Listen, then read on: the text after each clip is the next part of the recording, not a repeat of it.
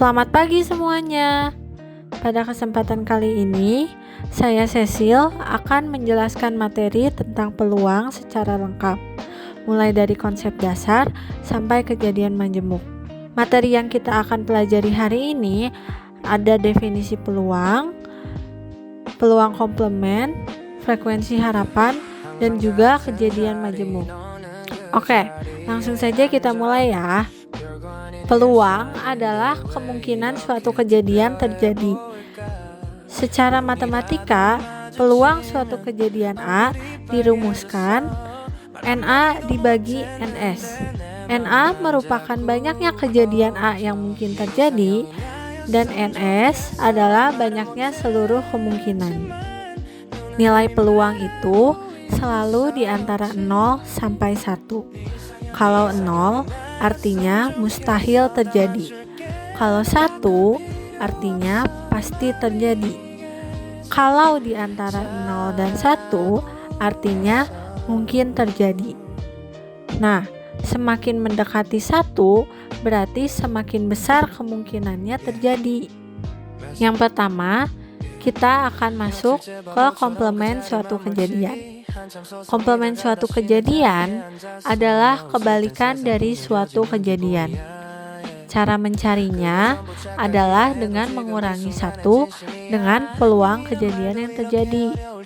Jadi, jika kita sudah tahu peluang suatu kejadian, maka untuk mencari peluang kebalikannya, kita tidak perlu menghitung ulang. Cukup dikurangi 1 peluang itu. Nah, untuk yang kedua, itu ada frekuensi harapan. Frekuensi harapan ini adalah perkiraan berapa kali suatu kejadian akan muncul jika percobaan dilakukan berkali-kali. Rumusnya adalah dengan mengalihkan jumlah percobaan dengan peluang kejadian tersebut. Yang terakhir, kita akan membahas tentang kejadian majemuk. Kejadian majemuk adalah kejadian yang melibatkan lebih dari 1 peristiwa. Di dalam kejadian majemuk ada 2 jenis utama, yaitu kejadian saling lepas dan kejadian tidak saling lepas. Kejadian saling lepas adalah 2 kejadian yang tidak bisa terjadi secara bersamaan dalam 1 percobaan. Contohnya, dalam 1 kali lempar dadu, tidak mungkin muncul angka 2 atau angka 5 sekaligus. Kalau sudah muncul angka 2, ya berarti tidak mungkin muncul angka 5. Jadi keduanya itu saling lepas. Kalau kejadiannya seperti ini, peluangnya tinggal dijumlahkan saja. Yang kedua, yaitu kejadian tidak saling lepas. Kejadian tidak saling lepas adalah 2 kejadian yang bisa terjadi bersamaan. Contohnya, di dalam satu kelas ada siswa yang suka matematika dan ada siswa yang suka ekonomi. Nah, bisa saja ada siswa yang suka keduanya. Karena bisa terjadi bersamaan, maka saat menghitungnya kita harus hati-hati supaya tidak menghitung bagian yang sama secara 2 kali. Oh iya, selain saling lepas dan tidak saling lepas, ada juga yang disebut dengan kejadian saling bebas. Kejadian saling bebas ini adalah 2 kejadian yang tidak saling mempengaruhi satu sama lainnya. Contohnya itu melempar dadu 2 kali. Nah, hasil pertama lemparannya tidak akan mempengaruhi hasil lemparan kedua. Jadi, walaupun bisa terjadi bersamaan, keduanya tidak memiliki hubungan sebab akibat. Jadi, bisa dibedakan ya. Kalau saling lepas itu berarti tidak bisa terjadi bersamaan.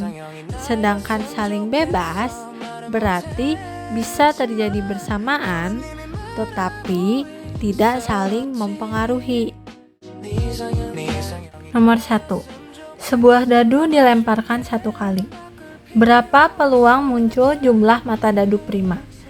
Jadi, kita kan tahu kalau dadu itu ada 6 sisi. Kalau kita lempar suatu dadu, kemungkinan bilangan yang muncul itu dimulai dari 1, 2, 3, 4, 5, dan 6. Nah, di sini tuh yang ditanyakan adalah jumlah mata dadu yang merupakan bilangan prima. Nah, jadi yang pertama kita cari dulu kejadian A-nya. Kejadian A-nya di sini itu adalah bilangan primanya. Jadi, bilangan prima yang terdapat di dadu ini ada angka berapa saja?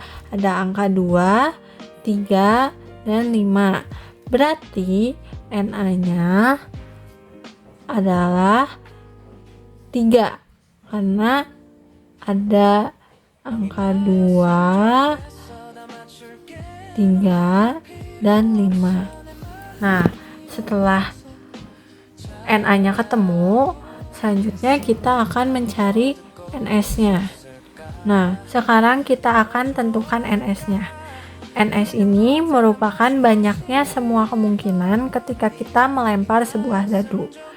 Banyaknya semua kemungkinan ini ada 6. Bisa muncul angka 1, 2, 3, 4, 5, dan 6. Jadi ini tuh ada 6 ya. Nah, jadi peluang munculnya jumlah mata dadu prima itu 3/6, atau bisa kita sederhanakan menjadi 1/2. Oke, untuk soal kedua, 7 orang duduk melingkar. Berapa peluang 3 orang tertentu tidak berdampingan? Nah, misalkan kejadian A di mana 3 orang tertentu selalu duduk berdampingan. Sedangkan pada soal yang ditanya adalah peluang 3 orang tersebut tidak duduk berdampingan.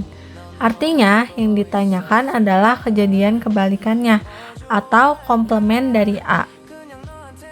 Jadi, langkah pertama yang akan kita lakukan adalah menghitung dulu peluang kejadian A-nya, yaitu peluang 3 orangnya yang selalu berdampingan.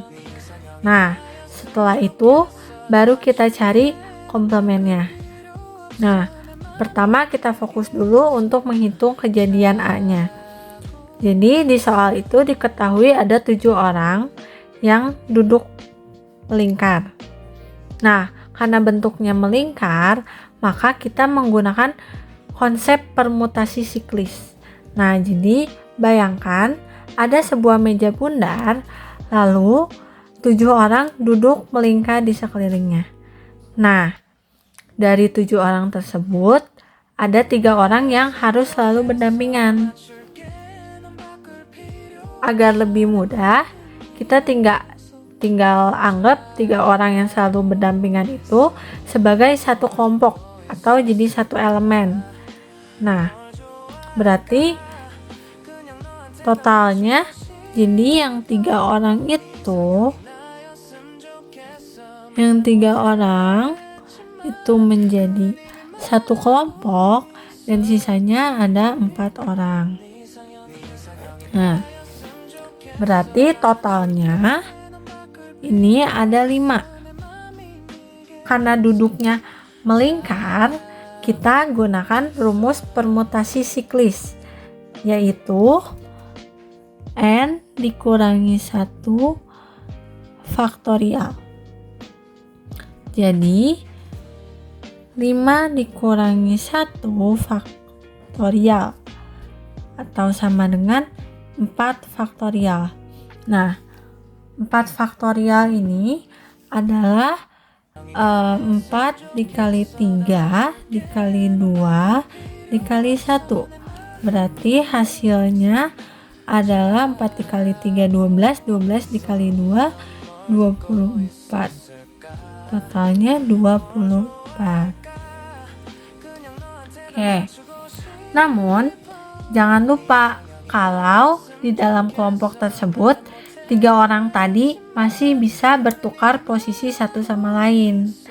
Nah, berapa banyak caranya 3 orang ini tuh bisa bertukar posisinya?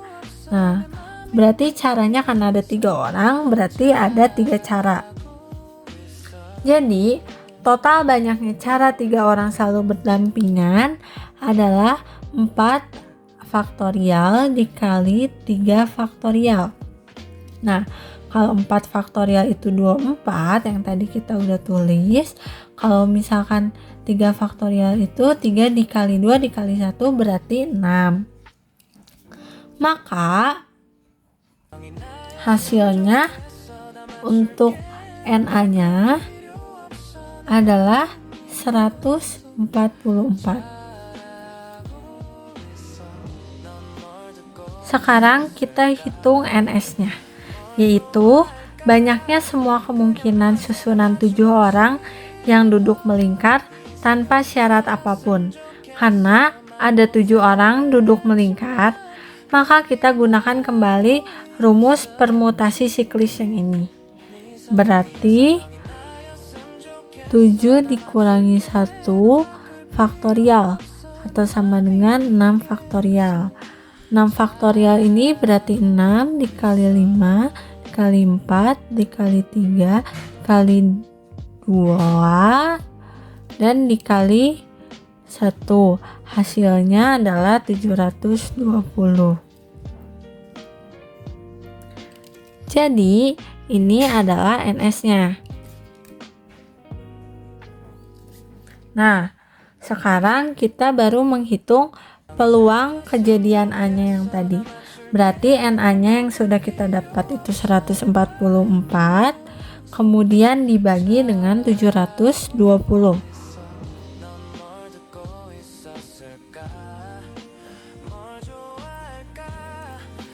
Kemudian ini masih bisa kita sederhanakan menjadi 1/5.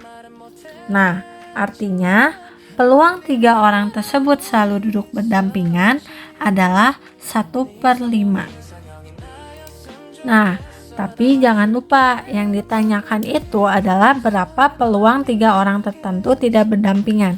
Sedangkan ini hasil merupakan peluang 3 orang tertentu duduk berdampingan. Maka dari itu, kita harus mencari komplement dari A. Rumus komplement adalah 1 dikurangi peluangnya yang tadi kita sudah dapatkan. Berarti 1 dikurang 1/5. Nah, 1 ini bisa dirubah menjadi 5/5. Berarti dikurang 1/5. Hasilnya adalah 4/5. Jadi, peluang 3 orang tersebut tidak duduk berdampingan adalah 4/5. Nah, kita masuk ke soal yang terakhir. Berdasarkan perakiraan cuaca, peluang tidak turun hujan di kota Tasikmalaya selama bulan November 2020 adalah 7/15.